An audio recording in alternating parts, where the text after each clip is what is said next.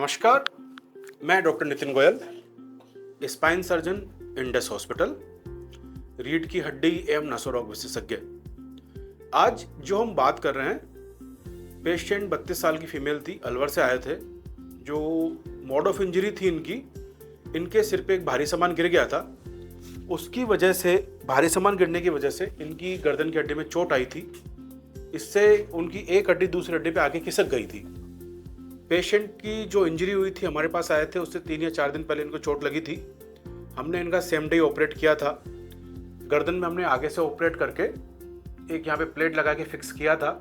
नतीजा ये था कि हमने पेशेंट को अगले दिन चला दिया और सेकंड डे हमने पेशेंट को छुट्टी कर दी थी। पेशेंट स्वतः चल पा रहा है, सारा काम कर पा रहा है, बिल्कुल इंडिपेंडेंट पेशेंट बन गया। ये उनका गर्दन का एक्सरे है। इसमें हम क्या देखेंगे कि ये इनकी गर्दन की हड्डी चल रही है, 2 नंबर, 3 नंबर, 4 नंबर, 5 और 6, 7। हम देखेंगे कि 2, 3, 4 हड्डियां एक अलाइनमेंट में हैं। उसके बाद 4 नंबर की हड्डी 5 वाली हड्डी पे आगे खिसक गई है पूरी तरीके से। ठीक है, ये हम देख सकते हैं। देखो, ये पूरा एंगल बन गया है यहाँ पे। इसके बाद 5, 6, 7, ये तीनों हड्डियां आपस में एक अलाइनमेंट में हैं। तो क्या हो रहा है कि ऊपर वाला जो स्पाइनल कॉलम है वो नीचे वाले कॉलम के आगे लटक गया है। तो इसको हम ट्रांसलेशन इंजरी बोलते हैं, जिसमें 4 नंबर की हड्डी 5 नंबर की हड्डी से पूरी आगे की तरफ खिसक गई है।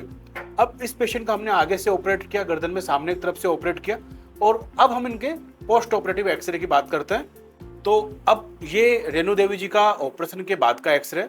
इस एक्सरे में हम क्या देखेंगे, यदि हम कंपेयर पुराने एक्सरेस करें तो देखिए, ये 2, 3, 4, 5, 6, 7।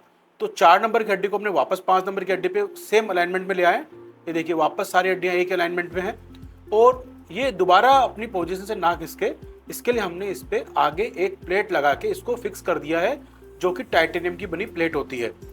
रिजल्ट क्या है, पेशेंट को हम अगले दिन ही मोबिलाइज कर सकते हैं, चला सकते हैं, फिरा सकते हैं। अब पेशेंट को कोई बेड रेस्ट की जरूरत नहीं है।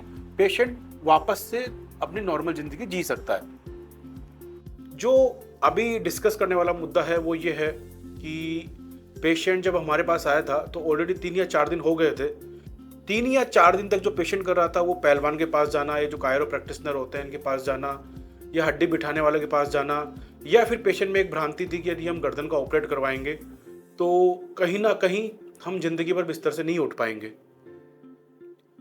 तो जो मैसेज देना है कि गर्दन की हड्डी में जो चोट थी इनकी इतनी भयानक थी कि यदि पेशेंट ऑपरेट नहीं करवाता है, हड्डी वापस अपनी जगह नहीं जाती है, तो जो हड्डी के पीछे जो नस होती है उसमें परमानेंट डैमेज हो जाता है और पेशेंट वैसे भी पूरी ज़िंदगी उसके हाथ पांव काम नहीं करेंगे तो बिस्तर पे आ जाएगा। आज पेशेंट ने ऑपरेट कराया, फाइनली 3 दिन बाद, 4 दिन बाद, जो भी उन्होंने ऑपरेट कराया, पेशेंट अगले दिन से वॉक कर रहा है, सब कुछ ठीक कर रहा है और अब वो किसी पे निर्भर नहीं अपने काम के लिए। तो स्पाइन सर्जरी से डरे नहीं। यदि स्पाइन में एक ट्रॉमा भी होता है, कोई एक्सीडेंट भी होता है, कोई चोट भी लगती है, तो उन सब का इलाज सर्जरी द्वारा या फिर दवाइयों से संभव है। डॉक्टर से कंसल्ट जरूर करें, अफवाहों पर ध्यान नहीं दें। ऐसा नहीं है कि हर स्पाइन में चोट लगती है, फ्रैक्चर होता है तो इसका इलाज ऑपरेशन ही होता है।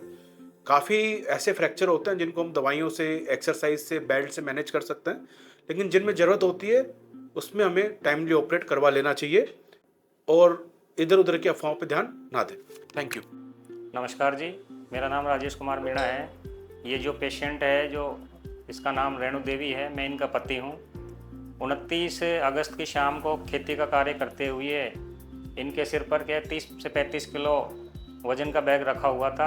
ज़मीन गीली होने के कारण इनका पैर फिसल गया और गिर गई।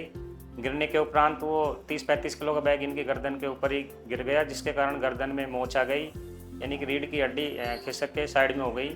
उसके उपरांत हमने इसका अलवर में एक्सरे करवाया तो उन्होंने जयपुर जाने के लिए कंसल्ट किया।